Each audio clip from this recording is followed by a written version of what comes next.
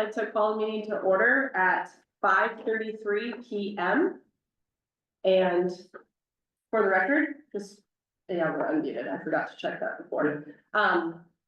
Welcome everybody to the Stakeholder Advisory Committee, SAC. I feel like we probably will use that acronym throughout, so folks know what that means. Before we start, the agenda needs to be approved by a vote, so I'd like to ask, do we have a motion to approve the agenda? Give a motion to approve it. Okay, we need a second. Okay, perfect. And do we have? Did you catch who the second? Yes, so, Do you want me to repeat it? Charlie. Yeah, that would be Charlie. Okay, Charlie. Here. I didn't know how you, that was one thing we didn't go over before. Yeah, Charlie and Steve. yeah. Okay, so let me add that to my notes, so I can, we'll remember to.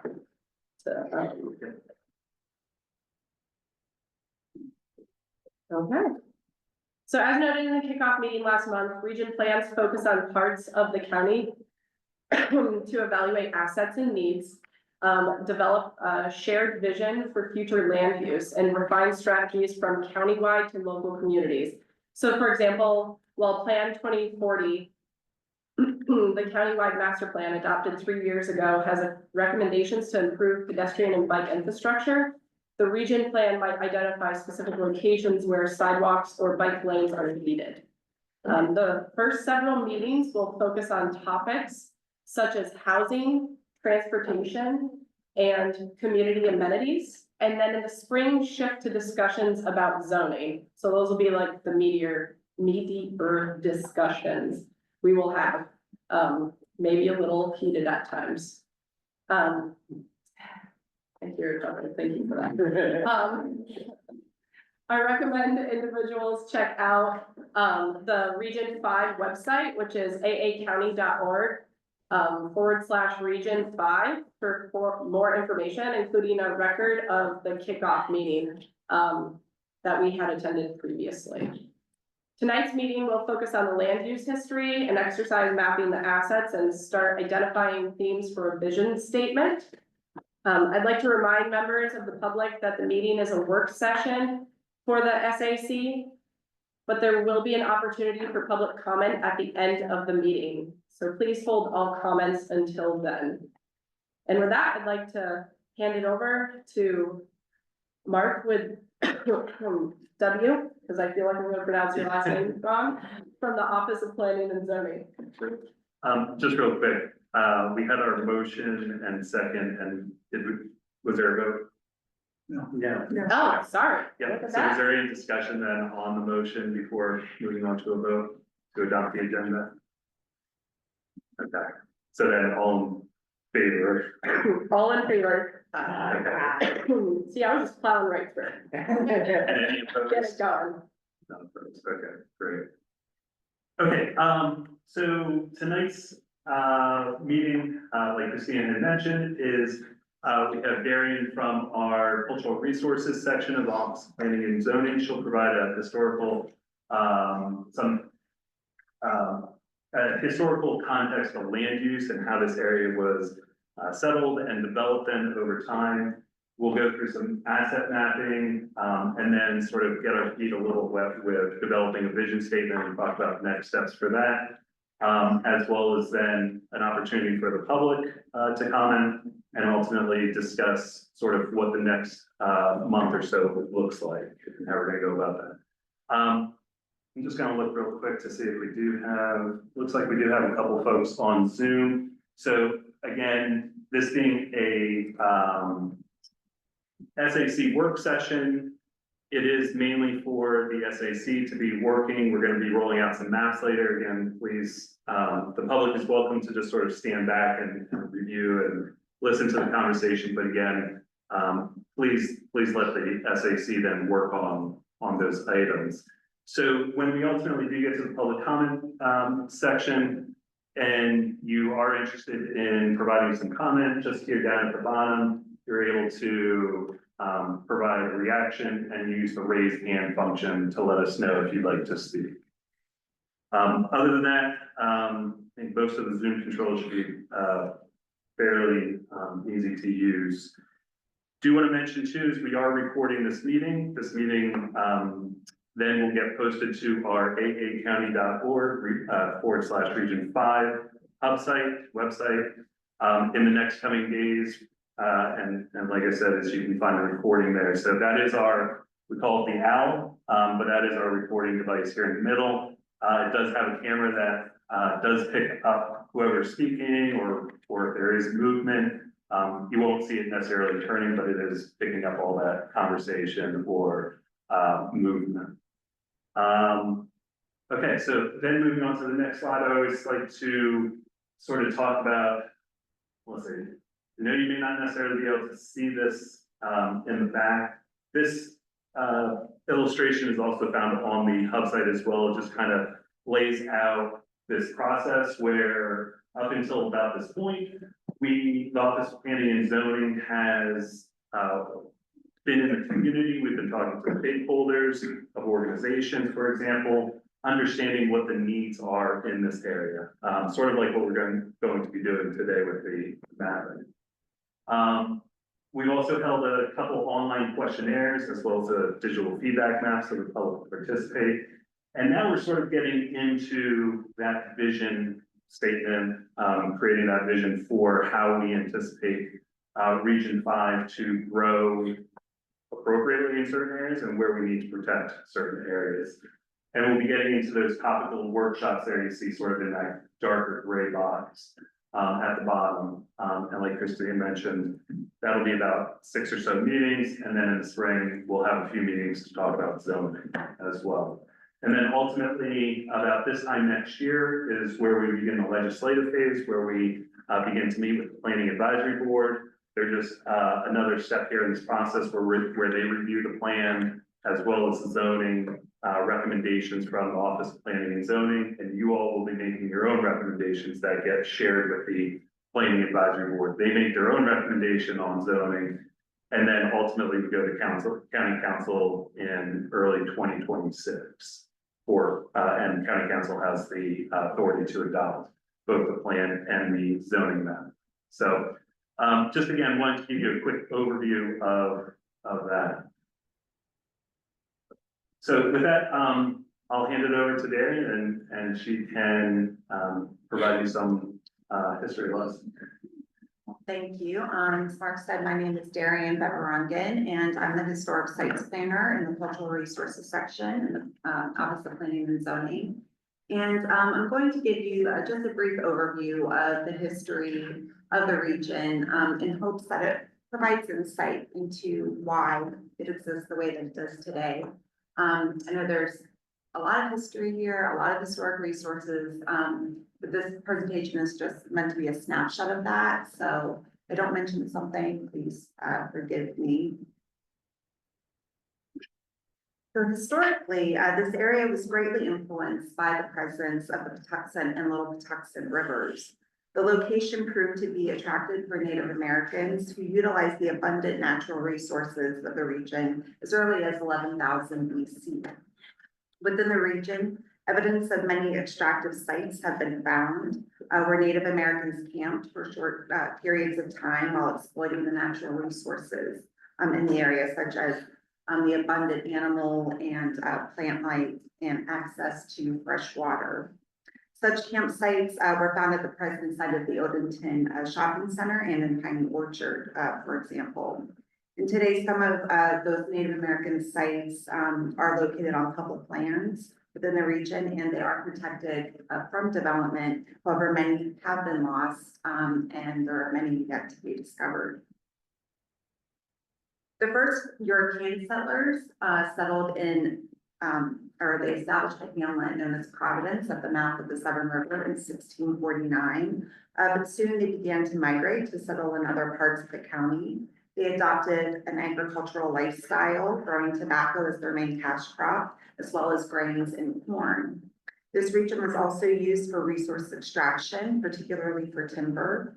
And by the early 18th century, the number of plantations in the region grew with the international demand for tobacco. Some of the first European families to settle in the region were Hammond, Snowden, Woodward, Anderson, Linthicum, Hopkins, and Duval. Early landowners amassed large tracts of land up to several thousand acres. Two of the larger plantations in the region included Linthicum Walks, which is located next to the Crofton Middle School, and White's Hall, the birthplace of Johns Hopkins. The Hammond Manor House was another large plantation, but it no longer survives. It was located on the Naval Academy Dairy Farm property, but it was destroyed by fire in 1989. But the family cemetery is still there, and the land is essentially an understudied archaeological site. Waterways were essential to early landowners as they relied on the ports and wharves located on the upper section of the Patuxent and Little Patuxent rivers to export goods to both local and European markets. In addition to the waterways, a road system was developed during the colonial period. Early roads that roughly follow the present-day Crane Highway, Annapolis Road, and Odenton Road crossed the region, and the region became the crossroads for a major network of roads. And there were numerous bridges that crossed the Patuxent, which connected the county more closely with Prince George's County. But nothing had more of an impact on the region than the development of rail transportation in the 19th century. In 1840, the Annapolis and Elkridge Railroad was in operation, and the line connected the city of Annapolis with the Baltimore and Ohio Railroad's Washington, D.C. branch, intersecting at Annapolis Junction. It was not until the arrival of the Baltimore and Potomac Railroad in 1868 that the town of Odenton was formed. A post office and station were designated and named for Odom Bowie, president of the Baltimore and Potomac. Another station was established south of Odenton in 1872, near where the BMP crossed the Little Patuxent River and was named Patuxent Station. As the village quickly grew, a post office was established there, and local resident Abram Gambrel Woodward became the first postmaster. By 1878, new stations and associated towns had emerged along the A&E line, including Gambrel's and Sappington stations. Without a doubt, railroads were the impetus for the rise of many small villages and towns in the region, resulting in the historic built environment of the 19th and early 20th centuries that can still be seen in Odenton, Woodwardville, and Gambrels, for example. The coming of the railroad would also change the agricultural production in the region. Like most of Anne Arundel County, agriculture was the driving economic activity in the region. The establishment of railroads provided a more reliable transportation network, and they were essential because they also provided farmers access to markets in Baltimore and beyond. At this time, many farmers began to diversify their crops from tobacco to growing fruits and vegetables. Truck farming became the livelihood for farmers in this area of the county. A truck farm is an agricultural operation devoted to the cultivation of fruits and vegetables for commercial purposes. Truck farming was the major industry in the county from the mid-19th century through the 1930s. And railroads brought other industries to the region though as well, like the cannery business at the turn of the 20th century. Canneries primarily for tomatoes were built in many locations throughout the county, including Odenton and Woodwardville. And one of the larger canning operations in this region was owned by George Murray and was located on Odenton Road. The establishment of the Washington, Baltimore, and Annapolis Electric Railroad in 1908 brought more business and further developed the region. The location of the WB&A line in the region and its proximity to an approximate 800-acre tract of land in Gambrels became favored for the site of the U.S. Naval Academy Dairy Farm. In 1914, the land was purchased for the construction of a sanitary dairy in response to a typhoid fever outbreak at the Naval Academy. The growth of Gambrels and the community along the Annapolis Road corridor in particular, which is evident in many of the many extant early 20th century dwellings, is directly related to the establishment of the dairy farm there and the WB&A line. The WB&A was also a major draw for the establishment of Fort Meade in 1917. Though located in an adjacent region, it had a huge impact on the neighboring communities of Odenton and Woodward. The federal government acquired thousands of acres of land through eminent domain and displaced many local farms. The Army installation also had the same effect on another community, which I'll mention in a little bit. From World War I to World War II, Fort Meade also brought people to settle in the region, which also brought businesses and the construction of residences and other community buildings like churches. A new train station was constructed in Odenton in 1943, and the town became a central gathering place for residents and military personnel. Though the railroad spurred early development and aided the economy in the region, it was still very much rural. The introduction of the automobile and highways in the 20th century, though, would further change the cultural landscape. First, the state funded the construction of Defense Highway in 1926 to connect Annapolis with Washington, D.C., which was the precursor to Route 50. A year later, Crane Highway was constructed to connect Baltimore, D.C., and southern Maryland. And their establishments were responsible for transforming the region's agricultural landscapes and rural communities into suburban and commercial centers. Crofton would later be developed in the 1960s within the triangle of these two major thoroughfares along with Davidsonville Road. And once again, farmland was lost to make way for new development. Today, Crane Highway in particular continues to serve as an essential commuter route connecting Baltimore to southern Maryland, with Anne Arundel County being the linchpin to the highway's success. So like I said, there are many historic resources in the region, and the ones that survive predominantly represent the county's agricultural and transportation heritage themes. And historic resources as defined in the county code consists of historic buildings, historic districts, archaeology sites, and cemeteries. There are 5 resources that are listed in the National Register of Historic Places in this region, and they include Linthicum Walks, the Woodwardville Historic District, the Epiphany Episcopal Church, which is the photo in the upper left corner, the Odenton Masonic Lodge in the upper right corner, and the former Citizens State Bank building in the lower left. The bottom right photo is of the Trinity Methodist Episcopal Church that's located in Woodwardville. And I would like to mention that Woodwardville is one of only 4 historic districts in the county that's listed in the National Register. And 3 of the oldest historic resources in the region include Linthicum Walks and White's Hall, which were pictured earlier, and also Middle Plantation, which is located on Davidsonville Road, which is the ancestral seat to the Duvall family. But there's, perhaps no other region, I think, in the county where it's evident through the tangible resources that still exist of how important the railroad, the establishment of the railroad played in the early development of the county. So this region is very unique in that way.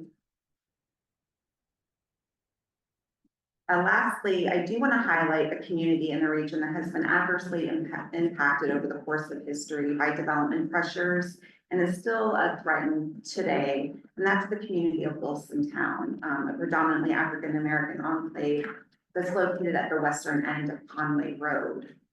It was originally established by Quakers in the 1790s and was mainly an agrarian community into the 19th century. There was a Quaker meeting house called the Indian Springs Meeting House, and it was built in 1792, and it would have been located on the western side of the train tracks. The community grew around the meeting house, and the Quakers welcomed free blacks to worship there and to use the building for schooling. After the Civil War, African-American residents organized the Forks African Methodist Episcopal Church in 1872, and they took ownership of the meeting house. And the new church was built on top of the foundation of the old meeting house. In 1888, Quaker Rachel Tyson deeded 77 acres to African-American brothers Isaiah, John, and Dennis Wilson. Until today, the land where the meeting house and the Forks Church was is now located on the grounds of the U.S. Fish and Wildlife Services Patuxent Wildlife Refuge. And while we don't know the exact boundaries of the original Wilsontown community, we do know that it was much larger than what survives today. Like other historic African-American communities in the county, Wilsontown was impacted due to development and zoning pressures over time. In 1942, parts of Wilsontown was northwest of a railroad were acquired by eminent domain by the federal government to expand Fort Meade during World War II. And after the war, the parishioners, they tried to get the land back, in court, but they failed to do so. So they, purchased with compensation funds, 6 acres of land, which is where the St. John and Zion Church, which was built in 1942, that's where that's acres. Like other historic African American enclaves, though, in the counties, and some that were established pre-emancipation, Wilsontown has experienced adverse effects over time. First by the railroad system, then by federal government for the expansion of Fort Meade and for the BGE power lines. And it's essentially all of that has bifurcated that historic community. So I would say moving forward that, you know, there should be close engagement with residents of that community with any future development or potential impacts, to try not to repeat that, you know, that same history again. I think that's it. My presentation, again, it was just a very brief overview, but hopefully you learned something new or kind of understand the landscape a bit better. Thank you. Thank you. Thank you. Any questions for Daniel before we move on?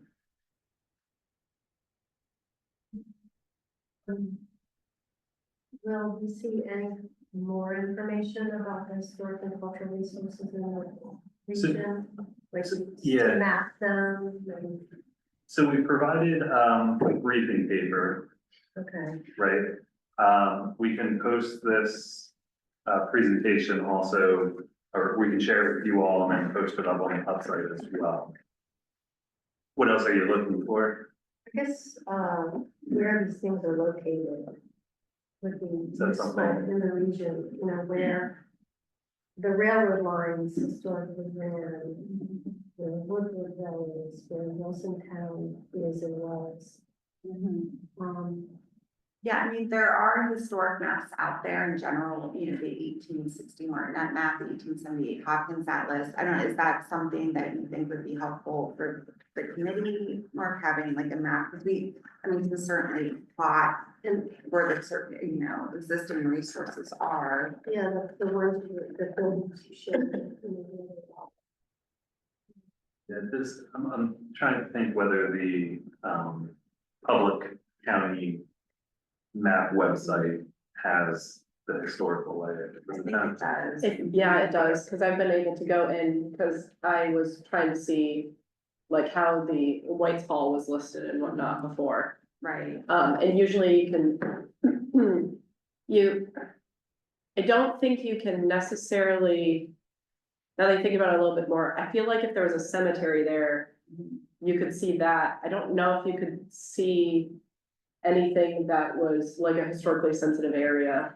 Yeah, you can, we only have the historic properties, so like the buildings and the cemeteries, both known and unknown, just they haven't been verified, like we've heard of them. Or the archaeology sites, so for legal reasons, we can't share those locations with the public. It's a state law, so yeah, that's the only thing that we don't have mapped. The other thing we do have is scenic and historic roads, which is another layer, which I think is also available to the public. But yeah, all of the resources, I mean, except Wilsontown, the church is in that layer and it's marked, but the boundaries of Wilsontown, because we just don't know what the historic boundaries are, but the Woodwardville Historic District and Odenton Historic District and all those resources are mapped. And Follow up and provide a link to. I was just gonna ask if we could get the link Yeah. to that, Yeah, because I feel like it's always a little funky to get there. Yep. Every time I go a different way. I feel like. yeah, we'll provide a link and some instructions on how to click on the layers that you need.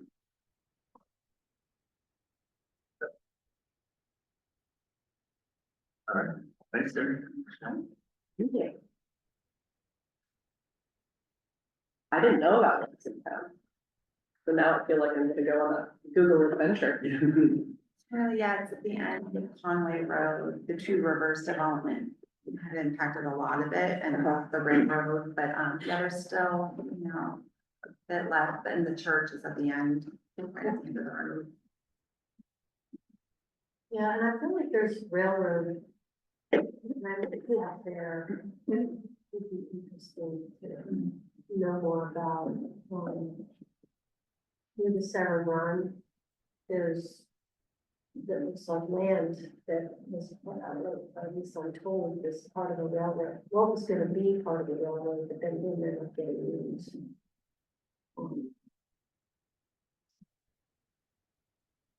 So we're looking at some of that for possible future trail development, this, the human walking trail.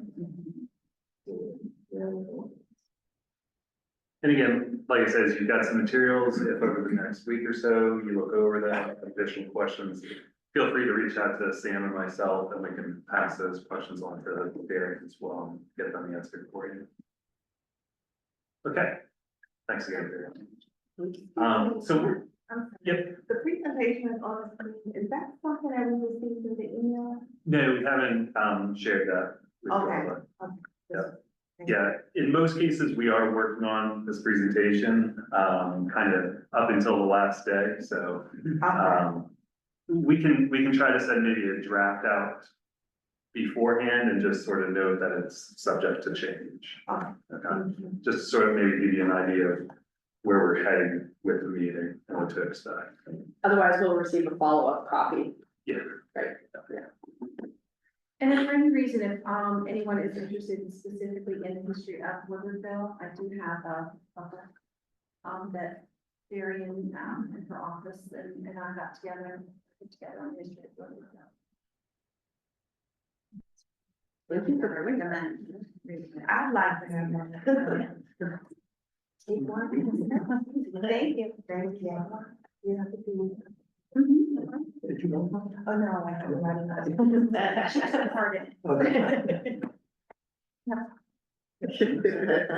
You sure? Thank you. You said that. Yeah, I got one first. Okay, so we're gonna move on to then asset mapping, and this is a little similar to what we had asked the public to do virtually, say over the summer or so, where they could drop some pins and identify sort of what you like about the community, what needs fixing, some big ideas. You all had shared some ideas too during the kickoff meeting. We're looking to now, again, actually put those dots, we've got some map stickers up here, dots, and some post-it notes here. So we'll roll up maps. If you live in the north, we've got a north map, and if you live in the southern part of Region 5, we've got a southern map. So we'll just kind of crowd around those in two groups.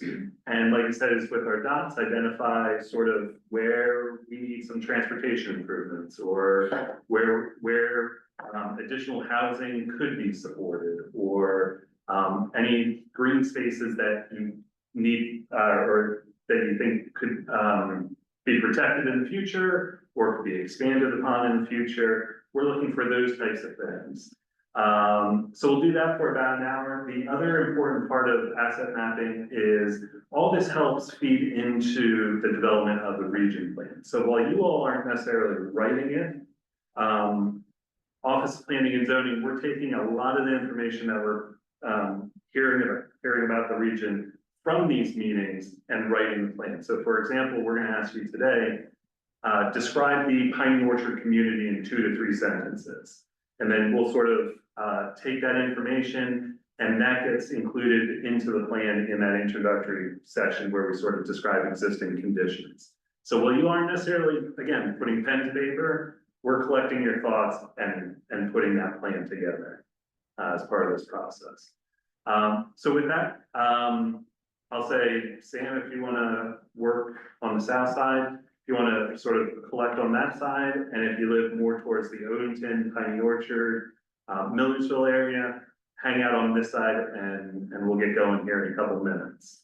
Where's the line? You can join either one. Yeah, it's on both. I'm right maps. against Yeah. Piney Orchard, so. You can float between both. Yeah, Okay. yeah. There's no hard rules here Okay, for this exercise. Imaginary line. Yeah. So Mark, one of the questions I'd ask about was, is there any leverage we have on what the Navy does with the dairy farm, and you guys are gonna look into it, if it's like all federal, we don't get to say. I don't know if you have any, you don't have to do it now, but if you have an update on that, that'd be great. Yeah, I've got that on my list of, you had mentioned if there's a white paper that the county executive could provide, right? Yeah, there's Roughly. something that says whether anything we do can actually influence it, or if there's no way to influence it, then we can just not discuss it, right? Not that's right time. Yeah, and so maybe for this evening, just put a dot there and say dairy farm, Yeah. right? And that's what, that had come up there in the kickoff meeting as well. So maybe just put a dot there, say this is important to preserve. We don't need to come up with necessarily solutions tonight. It's really just to sort of populate a map, with some dots identifying what you all think is important or worth protecting. And I think the same goes for Route 3, right? Yep, exactly. Since it's a state highway. Yeah. Like, there's only so much we can control there, but like, the overarching ideas, get those on the paper. But if there are key intersections, right, Yes. or, hey, this is a perfect area for a pedestrian bridge, that's come up a little bit. We do want to hear some of those ideas, but yeah, sort of in general, we get it, transportation or traffic on Route 3 is an issue. But if you can dig a little bit deeper and identify specifically, certain ideas, that would be great on the map. Okay, so give us a couple minutes, while we grab the maps, get oriented. Again, if you like these restrooms, they're just sort of back that hall. Does light come on automatically? Okay, yep. And then we've got drinking fountains at the front too, if you like that. So, we'll go ahead and get going here then. 7:07. And again, as for the past hour, we've been, discussing where, again, some of the assets are within the community, as well as some of the areas that need improvement. So we'll just do a quick report out from the two groups. Again, they were broken up into north area and south area. So north area, y'all want to start and give just a very brief overview. Okay, so some of the areas we talked about for improvement would be to improve bus stops. We talked about the protection of green space and forest areas, improving parking, creating better traffic flow and installing traffic signals, creating pedestrian bridges, the protection of the dairy farm, and adding sidewalks. Some of the things that we're proud of would be the biking trails. Piney Orchard is a model community, more communities to be modeled after Piney Orchard. Gorg Park, the cornfield, we love a lot of amenities that we have available in this area. And a lot of the redevelopment that's going on through Route 175, so we like that. Thank you. And south area? Yeah, I was gonna go, I think a lot of our discussion focused on intersections that needed a lot of improvement. Of course, a lot of them along Route 3. Some of them off, 424, 450 as well.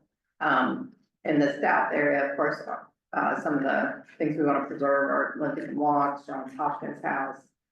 Wilson Town is kind of on our map. We pointed that out.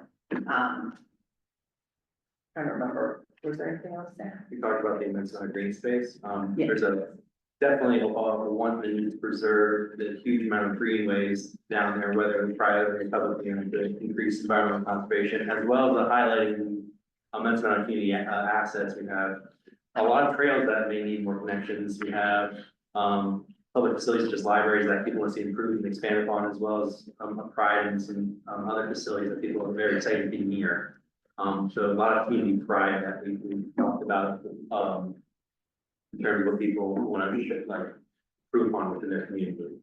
And like Jill said, obviously improvements to, safety improvements, pedestrian improvements along, Route 3 and other key roads to allow more pedestrian connectivity across the region.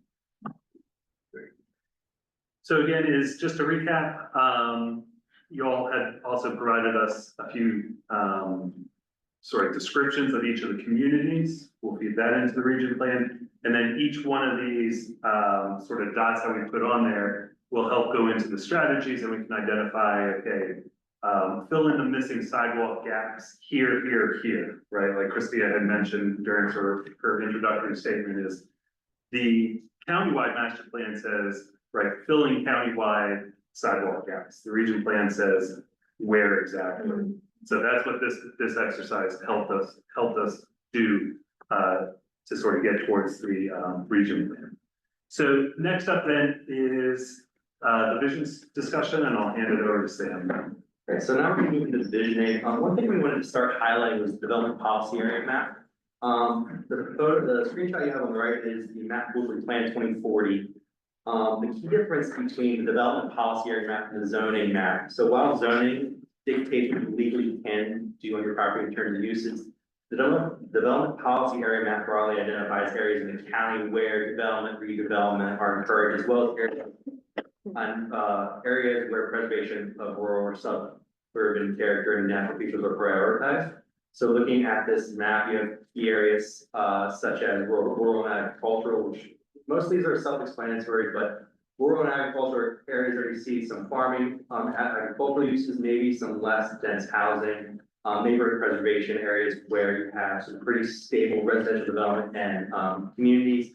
You have peninsula. There is no peninsula development policy area located within Region 5. Peninsula is what you find on the waterfront, which is typically found in either Region 1, Region 4, or Region 9, all those coastal areas. Then we also have critical corridor. Those are those major thoroughfare roads where you have those commercial centers along those major roads. So you can see critical corridor completely encapsulating Route 3. And then you have other areas such as town center marks highlighting the town center, as well as critical economic. I want to highlight those as important because those are technically targeted for growth. That's during Plan 2040. Those areas were determined to have that importance where the community can see that economic or other type of growth occurring versus something like neighborhood preservation where it may not be something you could expect.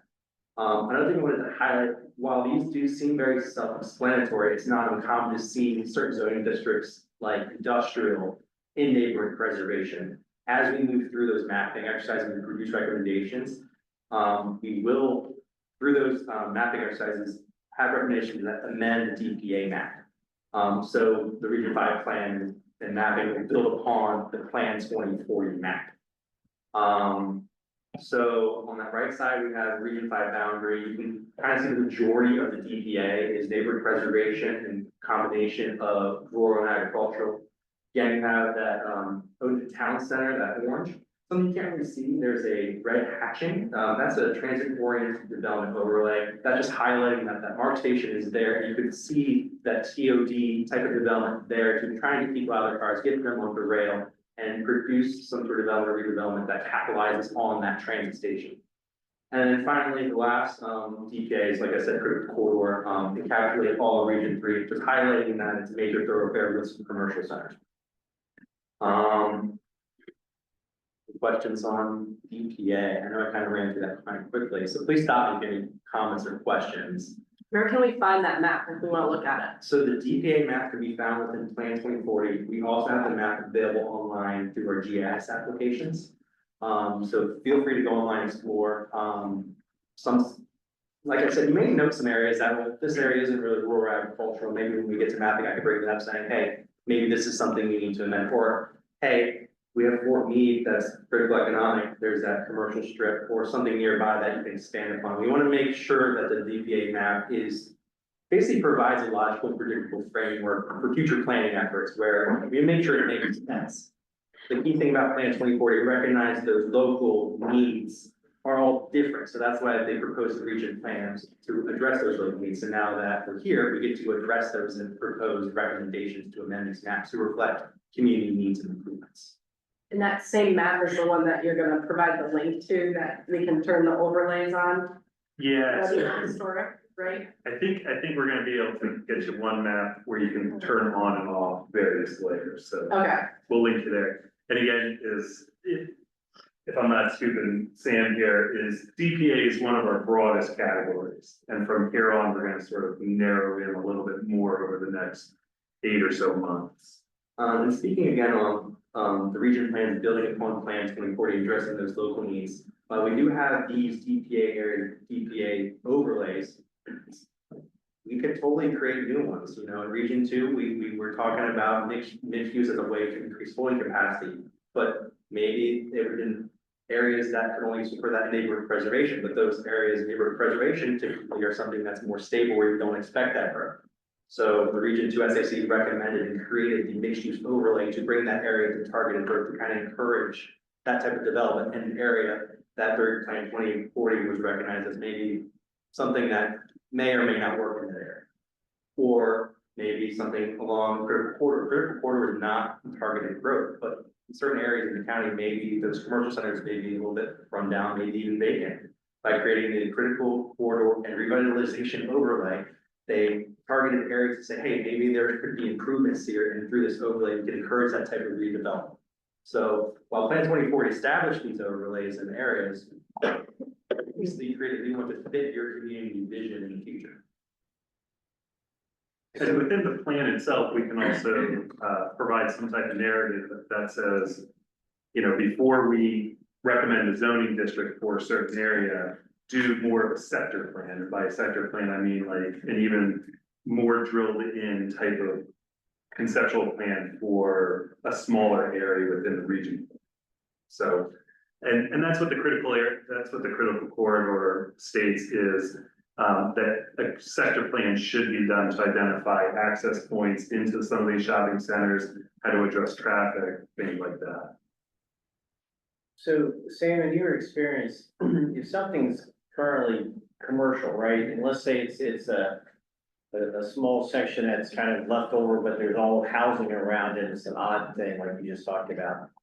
If it's a rundown facility, it's probably easier to say, okay, we can rezone it as residential, you know, some R1 or R5 or whatever. If it's an active commercial thing, there's really not much we could do to change it, right? Yeah, so when it comes to mapping recommendations, we want to look at areas that would feasibly see some sort of redevelopment. When it came to Region 2 in certain areas along Maryland 175, those are areas that are pretty obvious. I think there may be some rundown sort of vacant or even uses that may not fit some sort of community vision for that area.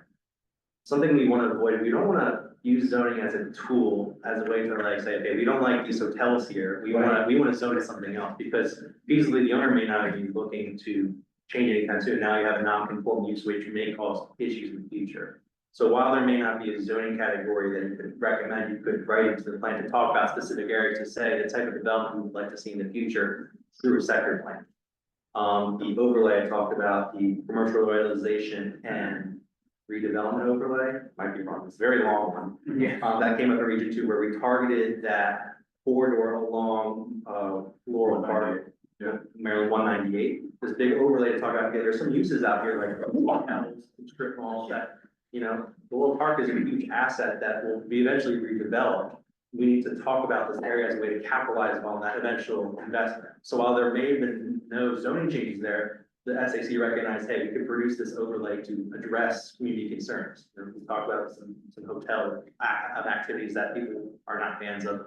People worried about crime and some other stuff in that area. So like I said, they produced that overlay to say, okay, there needs to be a more in-depth look or incentives to improve redevelopment to activate the area, you know, and bring in some better businesses or even help support local businesses as well. But some of them may not be enforceable, it could just be a goal or a vision. Yeah, exactly.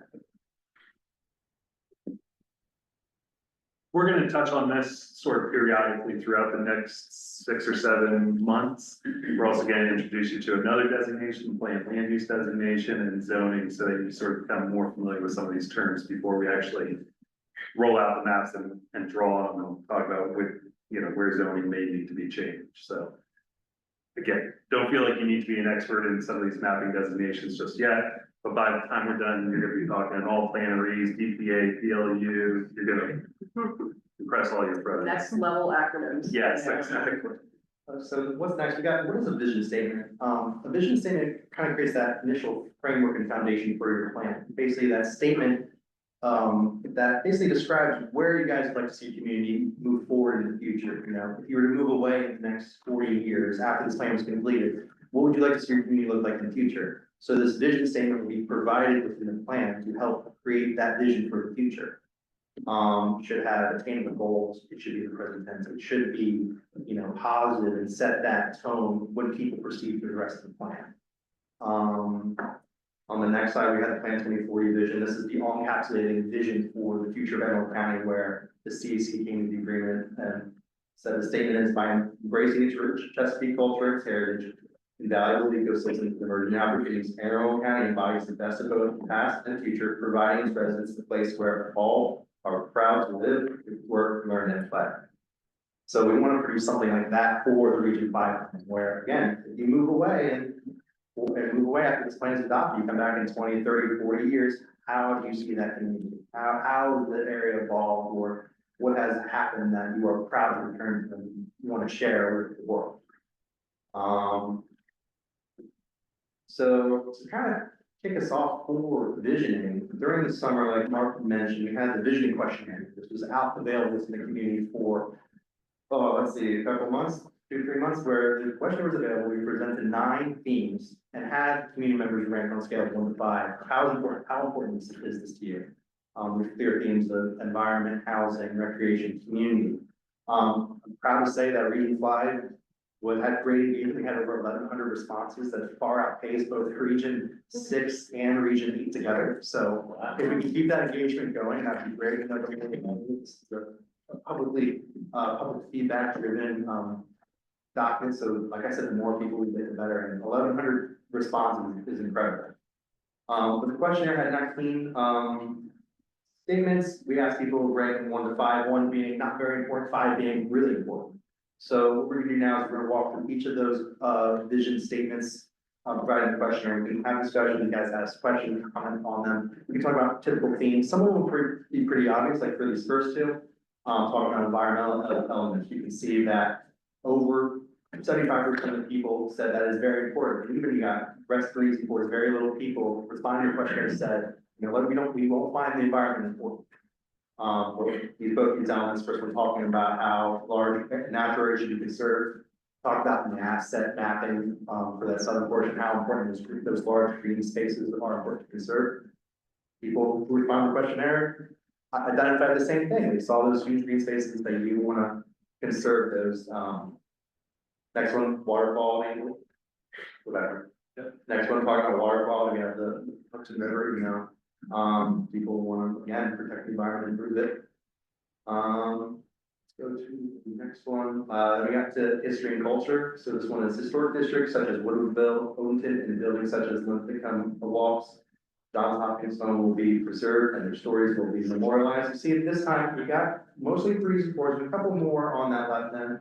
You know, maybe people who responded to the questionnaire didn't resonate with historic resources. Obviously, the majority of people did. They said we need to protect our historic resources, but something to consider that, you know, maybe some people in the community would like to maybe see parts of Irvington improved upon, accept that could be acceptable within the Irvington historic district. But again, we have the majority of people in the community wanting to preserve historic resources. Next we got land use and housing. This one was a little bit more contentious. We have mostly talking about types of development that you would like to see within the community, maybe talking about areas where new development may be acceptable. That's the bottom one, where you have a little bit more 1s and 2s. Future development will foster communities with ample amenities on site or in close proximity, supporting road infrastructure improvements. Again, you know, most positive on score. The top one, talking about redevelopment town center, where we create a vibrant, walkable destination connected by a robust public transportation network and diverse housing, job, shopping, and recreation opportunities. Talking about DPA, the town center is actually targeted for growth, but here we have sort of more 2s, 1s, 3s, talking about maybe there shouldn't be as much redevelopment in the town center, but as we get into discussions, maybe we find areas within the town center that could be right for redevelopment. Excuse me, the Overton Town Center, where exact, I think I know what that's, I'm trying to think, where would they put a shopping center there? That's where they have the new apartments to Shirley, right? Over there next townhouses.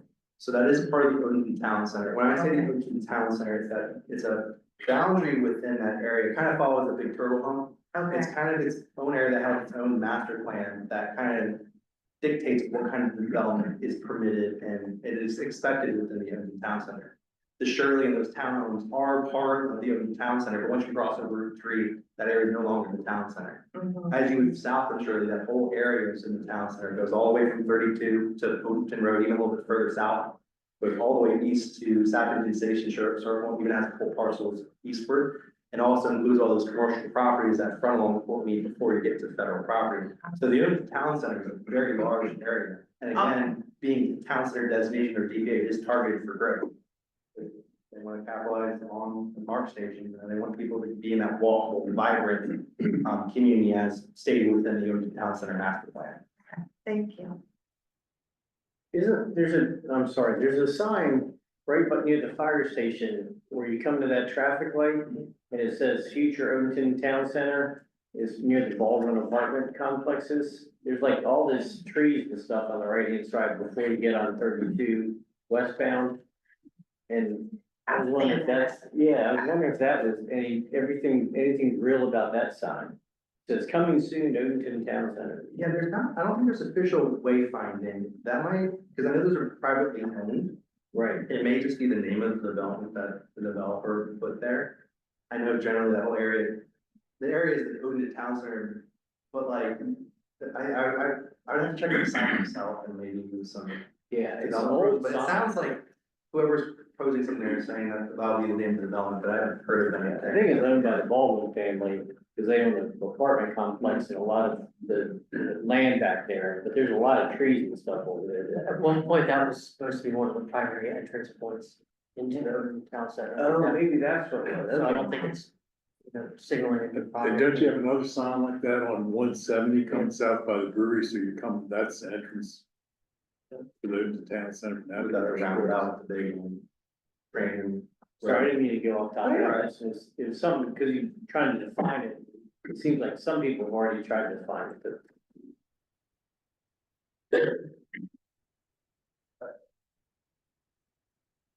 Next one we're gonna get into.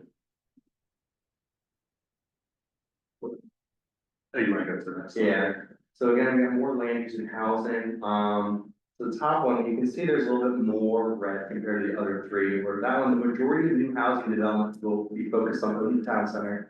To provide access to transit and employment centers.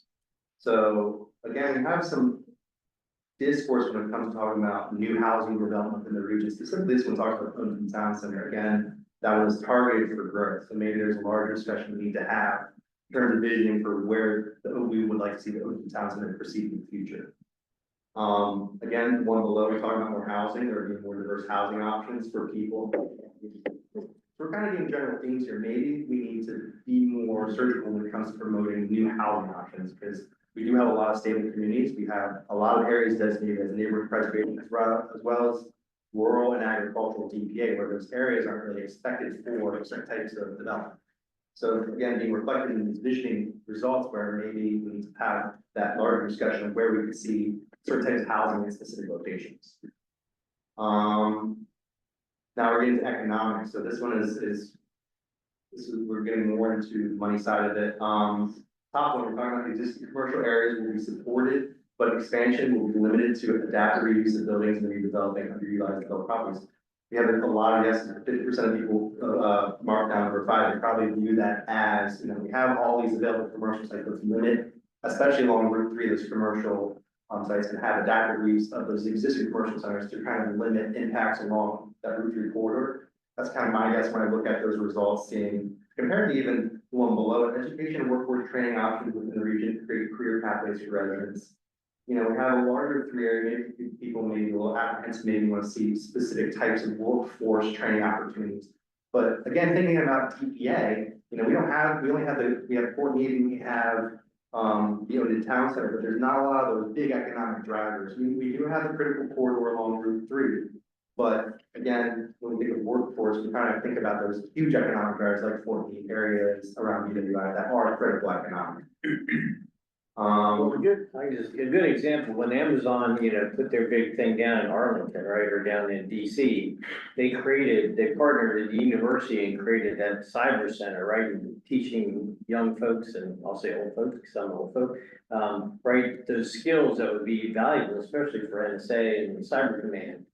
it'd be great, wouldn't it be great to have a place where kids can learn those skills and then go right work for the government, cause they're desperate for people. Oh, yeah, So- you have a, Arundel High School right down the street from Portland, you have Portland Town Center, you could get that large population of workforce living right next door to where they work.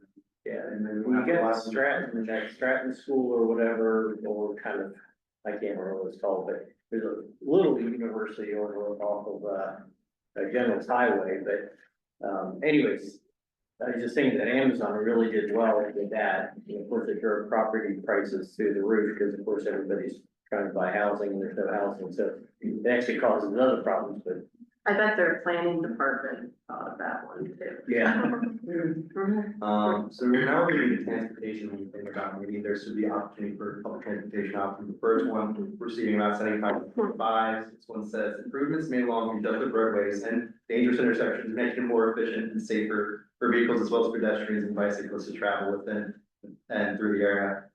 I probably can guess that people who read that immediately thought of Route 3, the traffic and the pedestrian connectivity, very little ones and twos, so people do want to see those and pedestrian and road infrastructure improvements. Now we're moving into trails and sidewalks, expansion of trails and sidewalks, to make it more accessible to walk and bike to schools, parks and commercial centers. We talked about that with, when we were discussing those important trail connections, we want to make it so if you don't have to drive 5 minutes to the park, you can walk with your family 10 to 15 minutes and have that trail connection that gets you to the public amenities or even commercial centers. And this one did resonate again with the public, very little ones and twos. Maybe a little bit more apprehension with that 3, but again, people are looking for expansion of trails and pedestrian connectivity. Lastly, on this, we have public transportation options are more frequent and reliable, providing affordable options to get to employment centers and public services. This one, you see, it's a little bit more neutral, 3 and more ones and twos, maybe people a little bit more apprehensive to that public transportation option. But in the future, when we do get to that meeting, we'll talk about that further of, okay, what are the opportunities, what could we capitalize on to improve public transportation in certain areas? And maybe strategies that make people more comfortable using it, and maybe we could have some more enthusiasm behind those public transportation options. But for now, I think we answered the question in Visionaire, said, okay, maybe not, but more neutral, because we see about 25% threes and then 25% ones and twos. But again, we can have further discussions and maybe fold something into our vision statement in the future.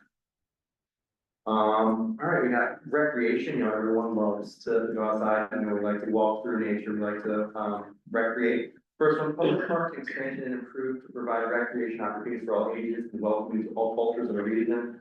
Again, we got majority positive feedback, majority 5s, 3s, and 4s. Everyone loves their parks, so definitely want to talk about that in our vision statement. Last one, we got community centers provide recreation and programmatic opportunities for youth, seniors, families, and increasing diverse community.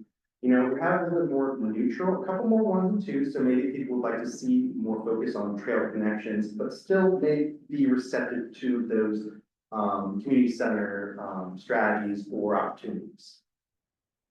So we got 2 more. So public service, schools and safety. Obviously everyone wants to have good schools. So the first one saying schools will be well maintained, renovated as needed, and have the capacity to meet the students' needs. Everyone wants to have best for their kids, they want to have good facilities. So almost 75% of the people respond and say, yes, super important. We want to have those good public school facilities. Lastly, we have another important one. All communities in the region will be safe places to live, work, play, and move around. Over, I would say 80% of people say, yep, I would love to have my community safe where I can live, work, play, and live. So again, these questionnaires were put out to the community for your guys' consideration when formulating that vision statement for the Region 1 plan. Any comments, questions, concerns? Now that we've worked through those 19 questions at 1100, It's like that should be our first sentence of our vision statement right there. everyone, public safety is number 1. I mean, you have 80% 5s, probably 20% 4s, no 1s, right? I'm gonna say not important. But yeah, definitely something maybe that does become a key part to say, okay, we want to have increased public safety. If I remember the survey correctly, it was asking you to like rate the importance. Mhm. I just wanted to note that in general, when you get to a very specific area like Arundel, the importance shrinks.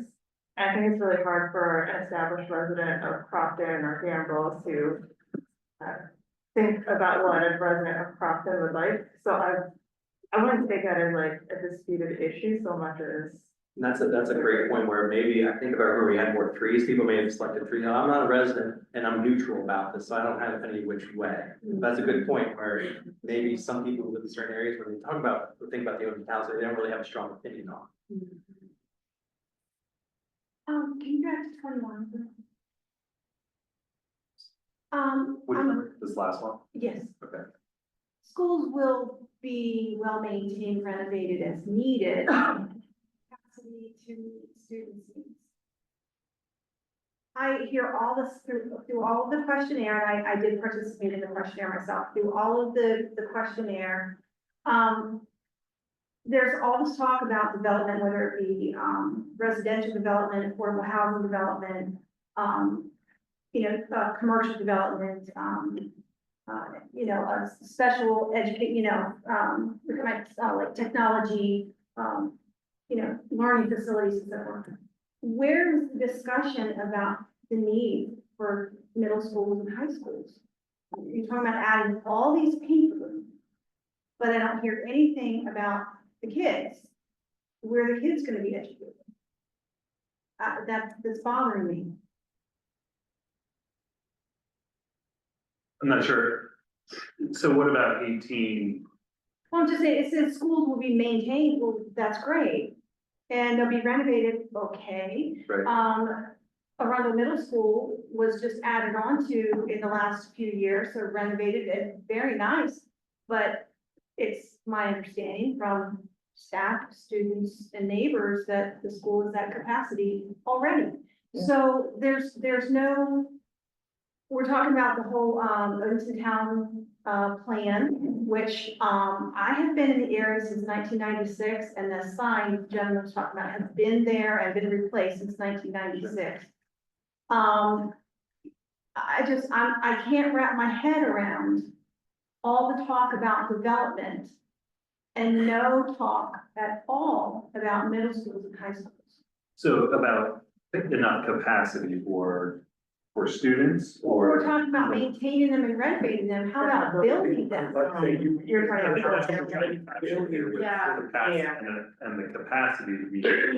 And so, and I'm just saying, well, that's all fine, well, and good, real nice, but we're talking about the plan for 2040 and then what comes beyond, okay? Obviously, we're in an area of major growth. People want to live here, people want to work here. Again, I don't mean to like repeat or, sound like the broken record. I just hear all this talk about development, whether it be residential, commercial, industrial, whatever. But no talk about what do we do to educate our kids? If you want families. So is it a capacity issue? Is it about a curriculum or, Just the for resources to educate? Planning and zoning, Yeah. I guess we're not talking about, actual development. Yeah, because it's kind of like a legislation, a little bit, right? Yeah. Like where it could go.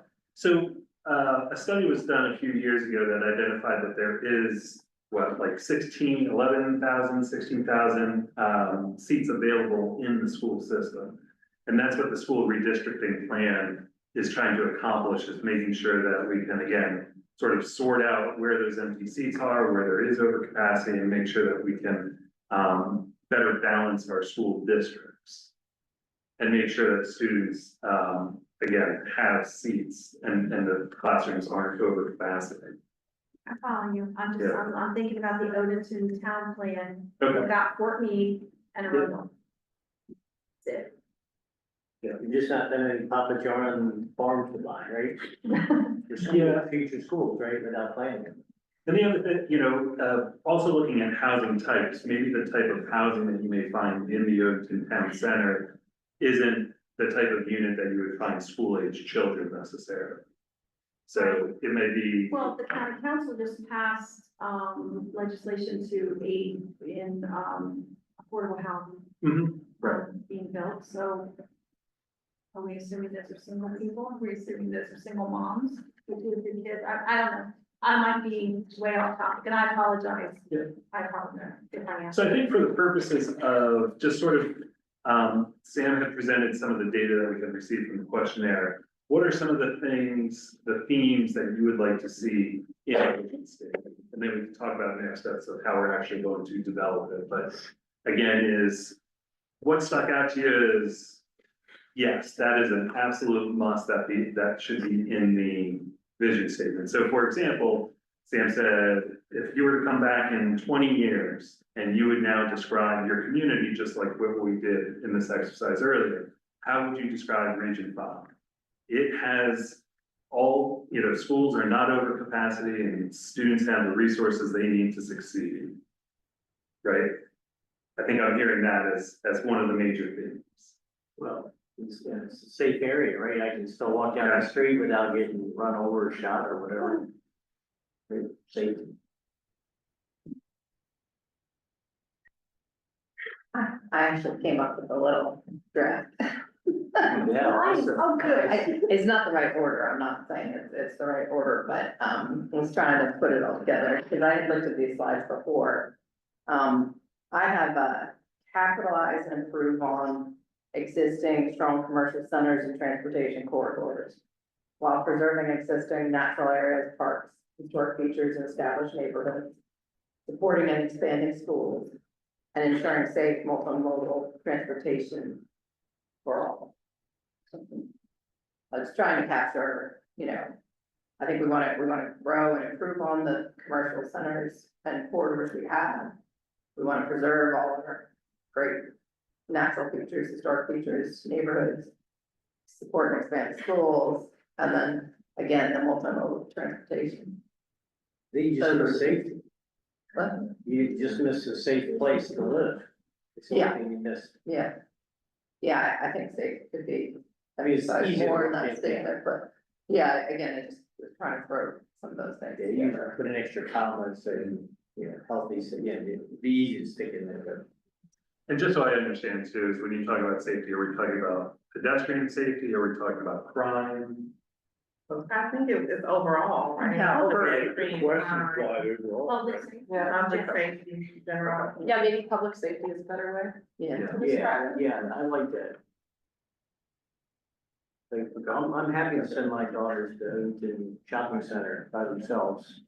That's the same way when I come back in 1948, and 40 years from now, 2040. And sometimes I will say, like, the whole vision statement, the statement part can be intimidating, so if you know, like, keywords that come to mind, like public safety, thoughtful school growth, or whatever, are the right words for that, preservation of historic, fabric, built buildings, cultural landscapes, things like that, help feed into a vision statement like what they'll put together very nicely. Yeah. I thought it was great. Yeah. Get the gold star. We should have like a SAC like gold star. I was really struck by how important, overwhelming the votes were for, obviously 18 and 19 were strong, but 1 and 2. Yeah. Mhm. So I think that before I would personally, advocate that before we jump to commercial, we talk about the environment elements. Because, Mhm. and specifically these elements laid out here, I thought were surprisingly strong. Not surprising, I shouldn't say surprising, but when you have to weigh it against everything else, they stood out as being really high in priority.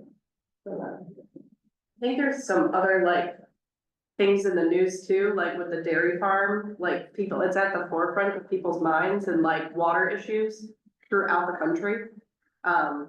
So I know those two, I was like, oh, yeah, when I was doing this, I was like, oh, yeah, fine. Mhm. Right? It's like, of course I want good water quality. Yeah, that's a weird, the way it's worded is weird, because when I read it, I think it's drinking water, and then the more I read, it's more about, stream beds and forests. Well, ultimately, that feeds into your drinking water. Yeah, I guess that's true, I guess, Yeah. yeah. And, and through the reduction of impervious surfaces. So that's pretty specific. So, in Yeah. other words, that's, you're storing the environment in addition to protecting what you have. Yeah, it is pretty specific. Something that I noted, and I forget which of the three readings, but it talked about like a small town feel within this region. And I don't know that I would call it necessarily a small town feel, but we definitely have a very, like, the town crossing, or like this feeling of you're part of the Campbell's community or the Penny Orchard, like you can walk to certain places, you have this, maybe not necessarily town center, but a town identity of sorts, as opposed to just general suburban sprawl. So I feel like that is somewhat unique to this area and attracts some people to it. I don't know how to. Yes, that is. right. Yeah. I think it's also the benefactor of having planned communities as well. Because there was thought that went into like how Piney Orchard has a community center and like Crofton kind of sort of did with the Village Green, but then it grew, right?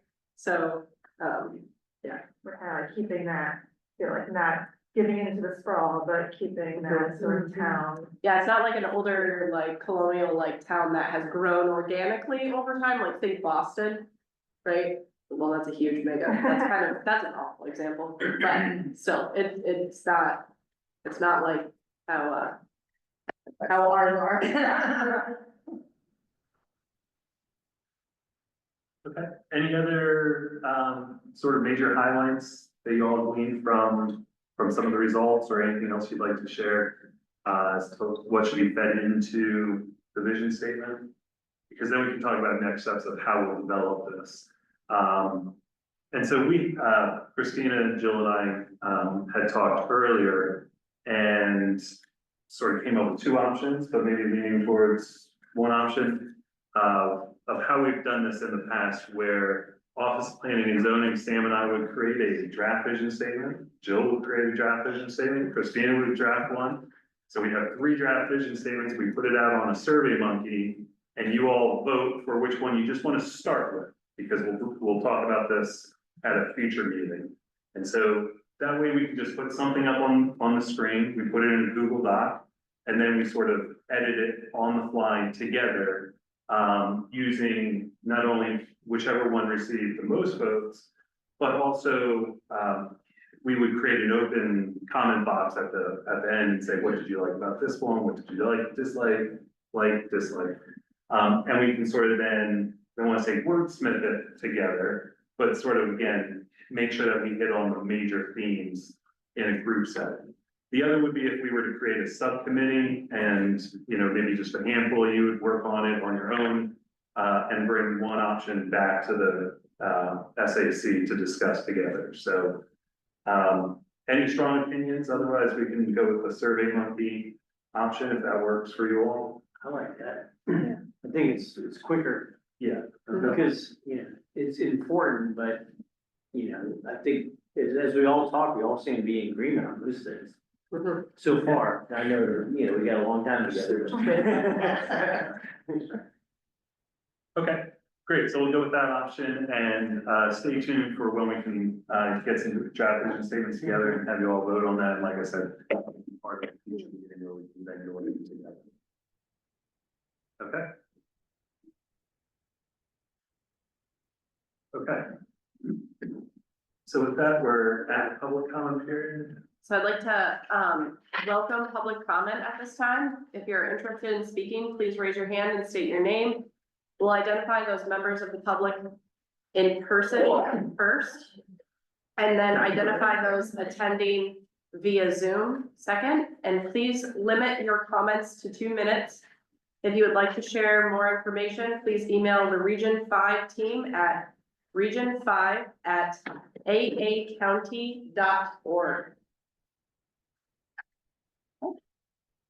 We have Looks like we do not have anybody in the audience here, and we have Anthony. And so Anthony, if you do wanna speak, you can use the, reaction tool and use raise your hand function. So if not, we can then move on. Okay, so I'm not seeing any action. Okay. Then with that, I'd like to. Sorry, we've got some next steps. Okay. So this is just a kind of a preview of the next meeting, the next steps. So our next meeting is December 18th, 5:30, back at the O'Malley Senior Center. Topic will be environment and parks. So we're going to talk about green space and public parks. Your guys' homework, we have put out a doodle poll for you guys, for a joint meeting with Region 6 on, in February to have that discussion on Maryland Route 3. Mark, correct me if I'm wrong, we will have state representatives and county transportation representatives there to participate in those discussions with Region 5, Region 6. So when you guys get the opportunity, please complete that doodle poll so we can make sure we have all of you guys there, we all can come to agreement on a meeting date. You haven't said that, right? So our meeting is February 18th, I think, or the 19th. Region 6 meets on a different date, so we may need to join them, or given staff schedules, we may need to reschedule our February meeting to another date in February. So stay tuned. We're still talking internally about how to coordinate this, but we'll send out a doodle poll just to make sure that we have a forum and most folks can. So the poll's not out yet, I know it says. No, yeah, we haven't sent that. Sam talked about like if we had it, I was like. Yeah, no, we haven't sent it out yet. Yeah, okay. Just be on the lookout. And then as always, like we'll send draft meeting materials as they're available. You guys get the chance, please get the chance to review those before the December meeting.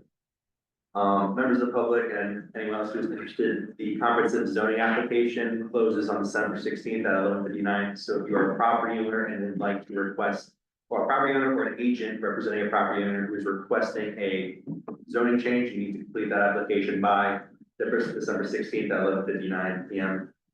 We did hold a virtual forum on October 24th to demonstrate how to use that application. So whoever is interested, we have a video link, as well as a link to skip to the application demo for those who are interested. At the bottom, we provided speaker information. We provided Darian's email. If you guys have any questions or follow-ups for her, you can email her, as well as Mark and I's Region 1 email. If you guys want to provide comments or any questions, feel free to email us as well. Question about the zoning. If you're in like a townhouse community and normally things have to be kind of the same, are you able to get what is zoning?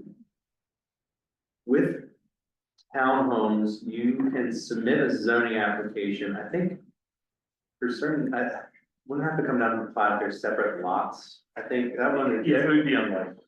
That's right, okay, okay. Thanks, Mark. Cut to the chase. But if you're part of an HOA, that's something to also think of, right? Yeah, and we'll get into that a little bit too, because there's another designation called planned unit development, which, as it's approved, there could be a variety of zoning districts within this.